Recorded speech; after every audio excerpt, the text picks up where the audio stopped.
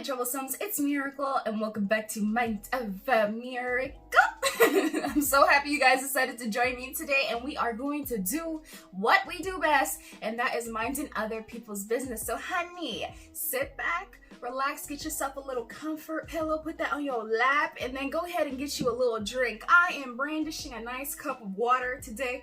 I think I am high-key hypoglycemic because your girl, anytime she drinks something sweet or eat something to eat, she just falling asleep. Guys, today we're going to be talking about Petty Paige. I swore to myself that I was going to be on the up and up, the knowing, okay? I fell asleep after having some caramel popcorn. I was gone to the world for like 3 whole hours. So in any case, that's why the video is late, okay? So honeys, I got my black book of chocolate goodness. I'm going to recap everything. You know the normal format by now, and if you're new here, welcome. Please be sure to subscribe, like this video, and comment down below because I enjoy thoroughly engaging with everyone. But without further ado, here we go. So my Troublesomes, Petty Paige starts off her video by telling everyone why she decided to change the direction of her channel. If you were not already aware, she has taken the liberty of deleting a vast majority of the videos, losing up to about 14 million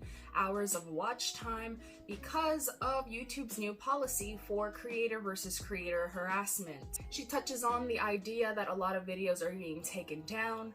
There is the issue with copyright strikes, and last but not least, a lot of creators are losing their channels altogether due to these new policies. So in an effort to protect herself and to protect her branding, she decided to do a complete overhaul and make sure that her channel is now reflecting the new terms and conditions set forth by YouTube. In an effort to explain people about this modern day red A on her chest, she goes into detail why people have taken it upon themselves to cancel her out. She decided to come clean about the behind the scenes conversation that she had with Rich Lux and his apparent racism that was brought forth from his 2015 receipts. Within that conversation, she decides to share with everyone that while she is a drama channel, she decided to talk to her friend in private to be able to question whether or not he was or was not truly racist. In that conversation, she decided to wait it out. She decided to see if he was really about that bread and butter and if he was actually a changed person.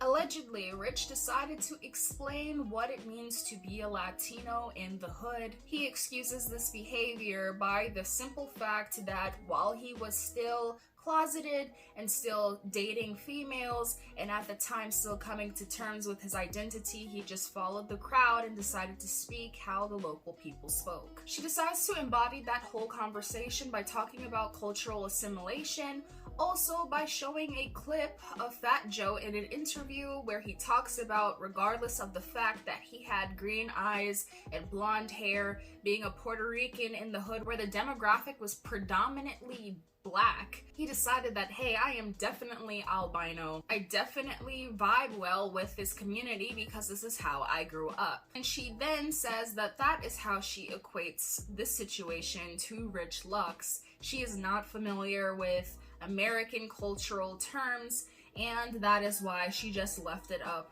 to Faith to say that Rich Lux was in fact telling the truth about the situation. All in all, she decided to say to Rich in private that she did believe that his commentary was bigoted, hurtful, ignorant, and beyond all things racist. Petty Paige says for her private life with her friends and family, she wants to be able to be a beacon of light to them so that they may hear, they may grow, they may learn, and any sort of private conversations that she has with her friends, she wants to make sure that they have these 3 things in their conversation in order for their friendships to flourish. She goes ahead and talks about the next thing, which is Nick Snyder and his alleged issue with transphobia. She decides to be very transparent in saying that she is not completely aware of all of the ins and outs of whatever happened with Nick Snyder and his transphobia. However, she would like the people as a masses to know that she has had conversations with other friends about transphobic commentary. In order to support this claim, she ends up sharing receipts between herself and Martin Lewis, and she decides to take the time to summarize this statement by saying that Martin needed to be mindful of the words that he is saying, because while he might not be coming from a bad place, the world was going to choke him out essentially and make sure that they blur out any sort of lines of opinion and statement, and decided to say that somebody is anti a certain movement. Paige says, "Did you really post a video about there only being 2 genders? Martin, I shared it on Twitter. Why? Blair White made the video. She's trans." Paige says, "Yeah, I don't like Blair White. She's problematic AF." He laughs.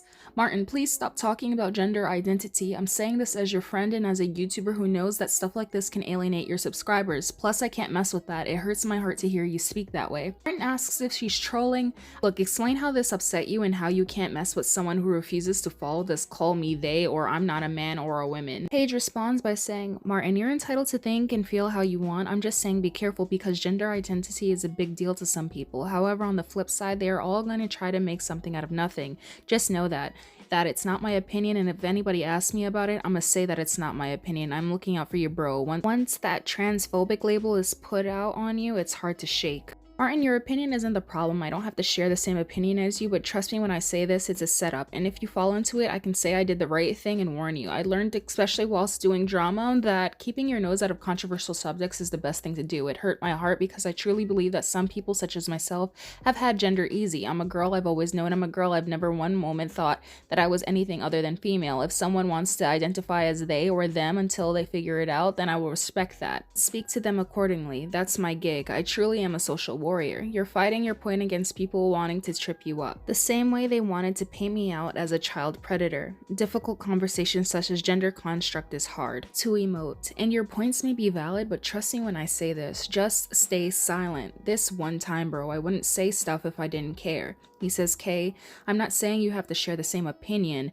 but I'm trying to understand what you mean that you can't mess with that. And I guess you're right on them trying to put me in a trap." Paige responds, "Maybe I wasn't clear. That's not my shared decision, so I'm not messing with that statement. I have in my head that people will turn around and say you support someone that's transphobic and I'll have to somehow defend our friendship, and I want to let you know that I support you to the moon and back, but this one thing is something that I'm not willing to back you on. That's all. Heart. Your video was good today." She decides to take civil liberties and speak out for Dustin Daly in reference to his conversation about calling Martin a mutt. She relates that back to her background of being Jamaican and using the word half-caste as a means to describe somebody who is of diluted bloodline.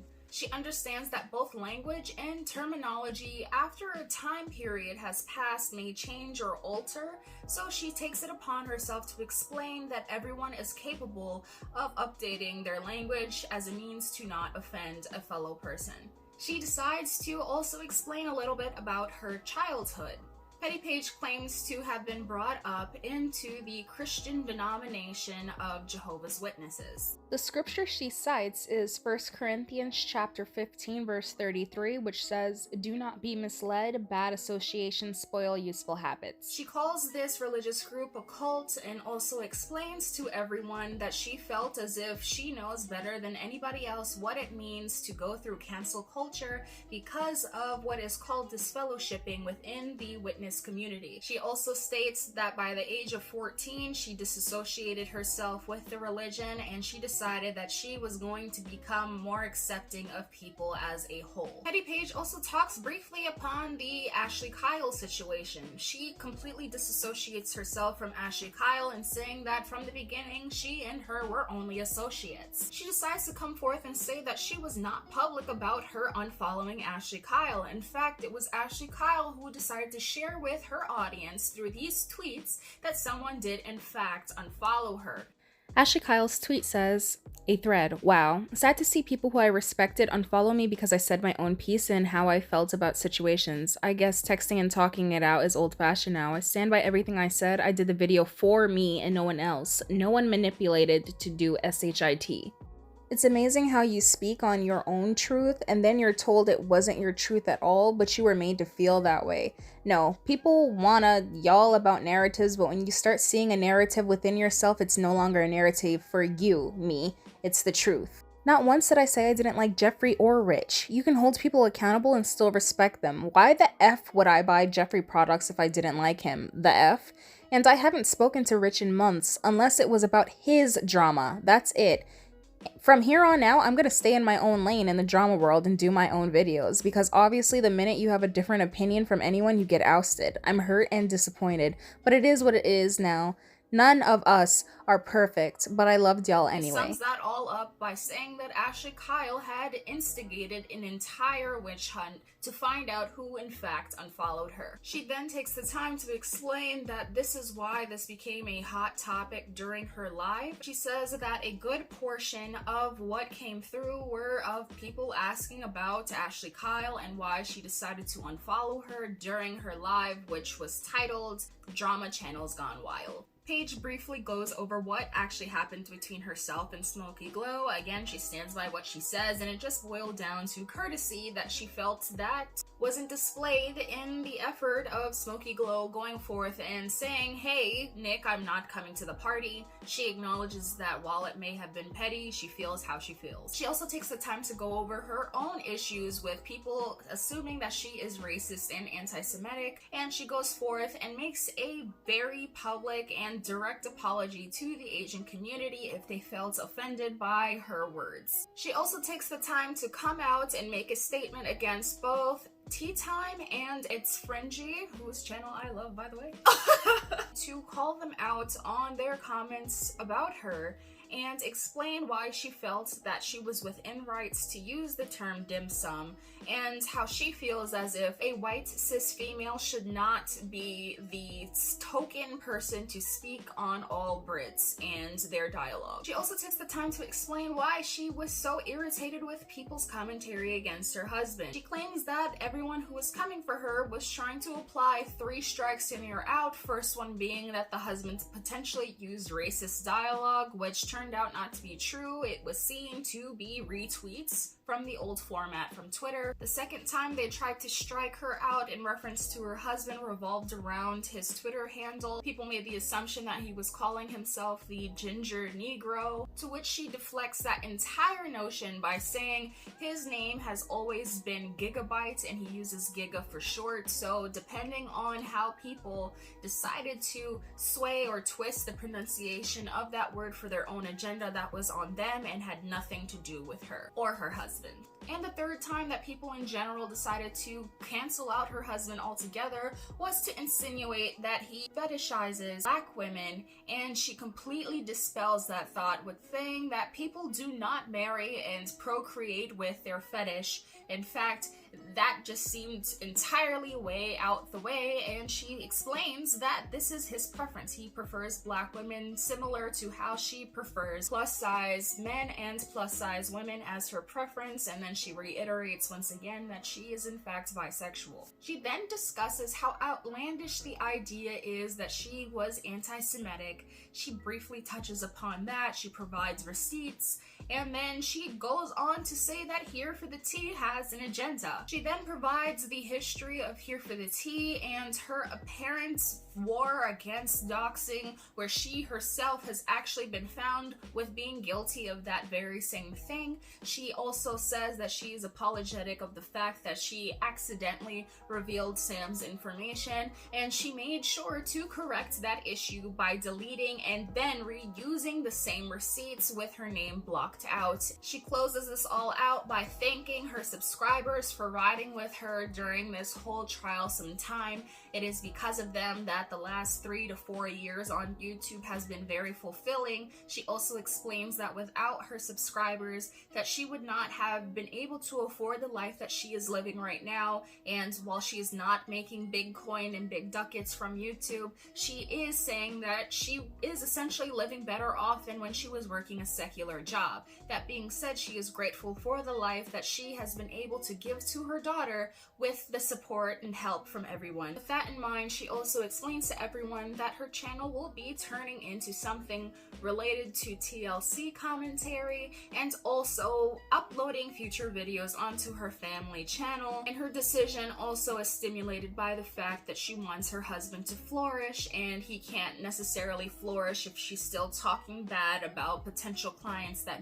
he may have to guard over and manage. I'm so sorry for the angle change. My camera was like, and then just cut off and was like, your SD is full, and we're gonna just start applying everything to internal storage. And I was like, bump that. So yeah, we're back in business, okay? So let's talk about how I feel about Petty Paige. Okay, so again, I feel as if I am pleased with the fact that she decided to address this, even though it was excessively long. But you know what? It's the girl's business, so she's going to have to be more detailed than me, who was recapping the whole scenario. That being said, I do not agree with everything she had to say. A lot of it came across as an excuse, and I'm not here for that, so I'm going to touch upon the parts that led me to question if her whole dynamic or scenario is actually sincere. First call to question was her Snapchat remark regarding this whole situation. She claims that people were attempting to silence and snuff her out and ruin her Christmas and her holiday, so that already told me her mind frame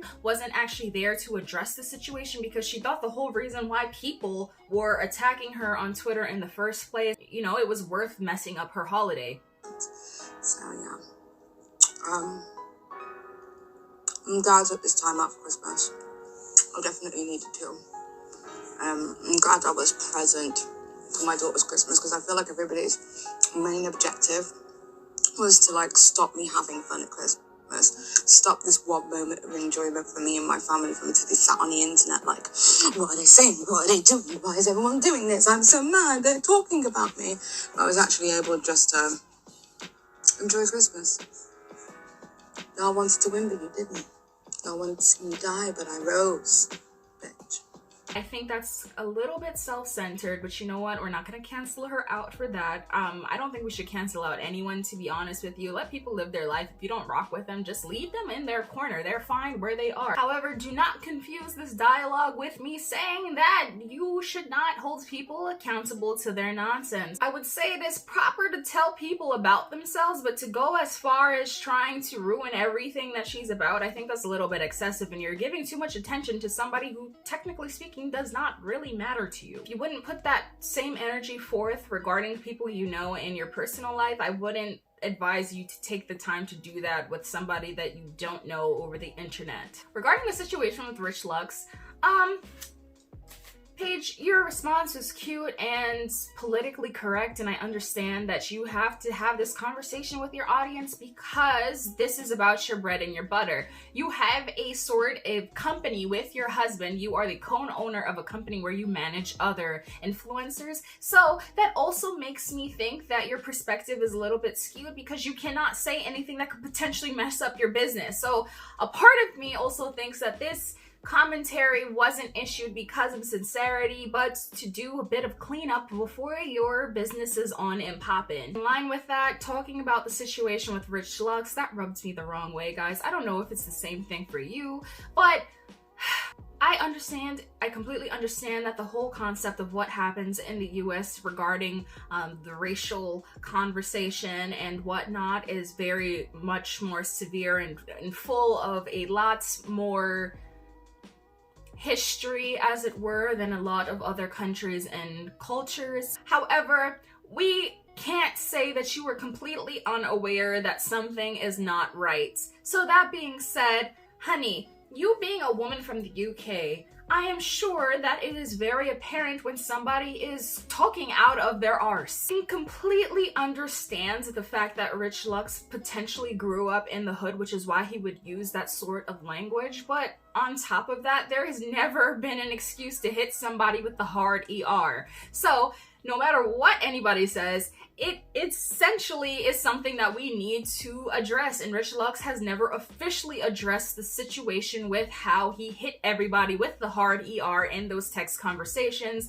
Additionally, you say that you had this conversation in private. However, you made it very apparent in your conversation with Martin about how you cannot be associated with these things because it was possibly going to cause issues for you and your bag. So you needed to have this conversation in public with people because you are a public figure. People have made the equation that you and Rich are of the same feather and you flock together, and now people are thinking that you're having some sort of identity crisis, that you do not acknowledge the color of your skin, and that you do not equate the color of your skin with possible struggles you may or may not face. But that being said, you do end up becoming a figurehead for the community that you are outwardly representing, and unfortunately, honey, this is what it means to be a black woman. I'm just talking from a black woman to a black woman.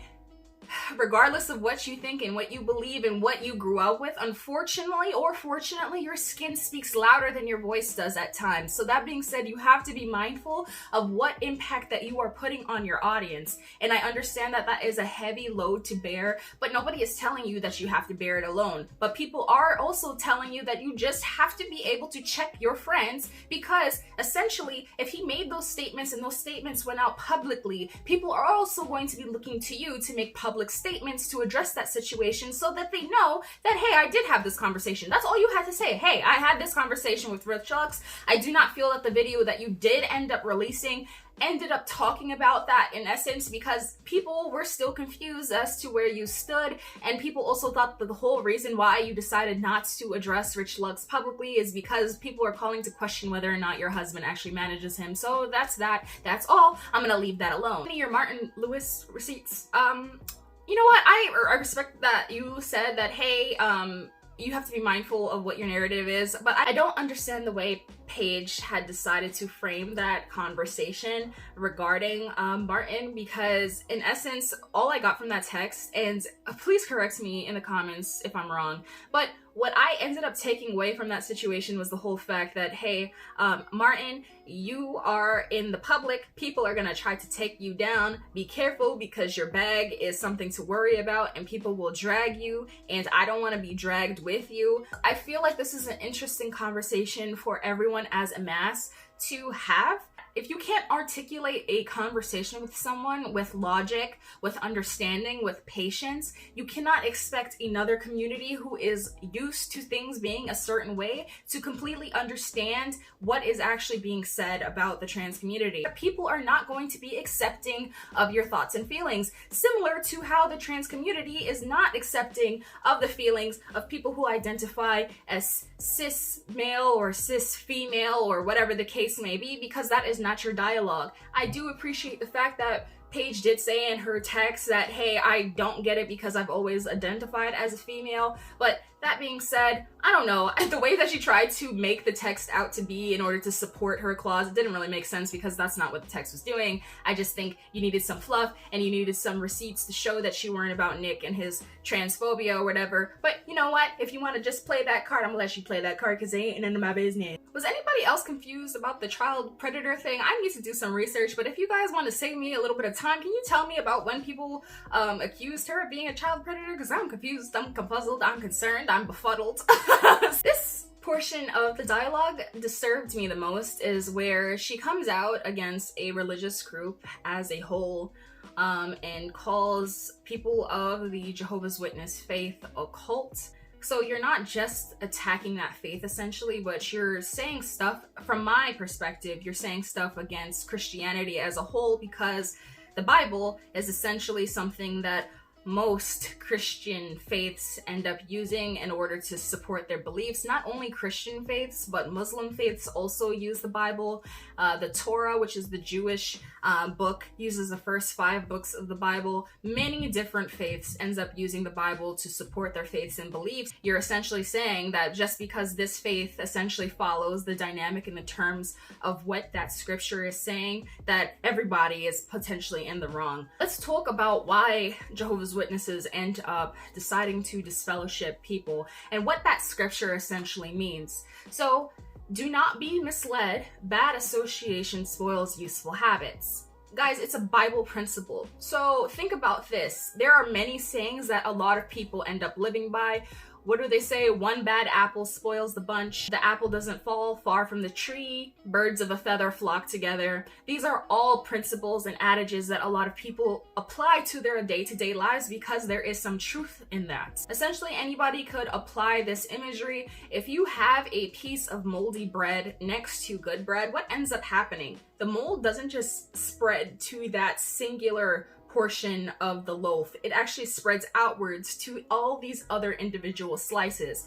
That's essentially why witnesses, as it is, decide to disfellowship a person, because this person is not living by Bible principle and or structure, and therefore are putting themselves in a position where not only are they affecting and harming themselves from a spiritual sense, but also are affecting other people of the congregation. And it's all based off of the whole idea that this is actually what happened with Satan in the heavens. He questions God's authority, and in turn he ended up taking a whole slew of angels, and they all became demons afterwards. So I don't know if you guys are familiar with that sort of Bible terminology, but we can apply that to other similar aspects in life when it comes to situations where you hear about people who grew up in negative environments. We see that there are statistics for a reason. If people develop in lower income families, if people are brought up in violence, a lot of cases may show that humans, being social creatures, end up following what the vast majority does. If you hang around with good people, people who encourage you, people who fulfill you and enlighten you, more than likely you're going to be that type of person yourself, because you want to make sure that you're bettering yourself so you can be able to sit yourself in the same circle with like-minded people. I'm not really going to touch on that British cup thing because I thought that was way too in-depth for me to just care about. But I will agree with her that that first apology that she issued was very half-arsed. I do not feel as if that was from a place of understanding and patience, and I do feel as if it was just lackadaisical. Like, she was like, you know, I didn't mean to offend you, but I don't care if I really offended you because that's not what I meant, and blah blah blah. But this one was a little bit better, a little bit. How my term dim sum could be interpreted by the Asian community as a slur, so I apologized. Not for what I said itself, because then I'd have to take away my own cultural element of that phrase's meaning, that I would have to place a level of racism on this term, and that term's usage isn't directed specifically and only just to the Asian community. But I did want to apologize for the impact that my words had on the Asian community, because I simply didn't see the term dim sum as anything else other than saying that somebody was dumb. People felt as if my apology was half-assed, and whilst I understand where they're coming from, my apology actually wasn't intended for them, just for the Asian community who may have been offended, because I didn't want to continue to pander to people who were just trying to attack me because it was a cool thing to do. But just so my words will never ever be misconstrued ever again, I apologize to the Asian community for using the slang term dim sum in relation to somebody being dumb. Although my intent was not harbored in racism, my impact was felt that way, and for that I apologize. I'm sorry. Okay, I told you there was a lot to get through, so moving on. All in all, my sweethearts, I don't know. How do you feel about the situation? Do you think that she was coming from a place of sincerity? I'm still concerned about the fact that this was really sincere or not, but you know what? If she wants to do that new year, new me thing, that's her business, but essentially it just seems like a money bag, and she told the truth at the end. Like she said, with any racist that's going to show their true colors, I also feel like anybody who was talking about their narrative, their true intentions will come out, and in the end she basically says why she's changing this up, and it's because she's trying to support her mans and their bag and make sure that they can make a living off of the interwebs. And I wish you just was more forthcoming with that, like, hey guys, I'm making this change to my channel because I'm chasing another bag, I'm chasing another coin, and not just phrase it as, oh, you know, I'm doing this self-reflecting thing. Like, that's all honey boo, it's fluff. But you know what? Again, thank you, Paige, for taking the time to talk about this, because I'm sure a lot of people were grateful for your insight or whatever you had to offer, and I wish you much success in your TLC review page. I know that I might potentially be watching because, honey, let me tell you, Love After Lockup is the show. Whoever else watches that, that is the show, that is the wave. And okay.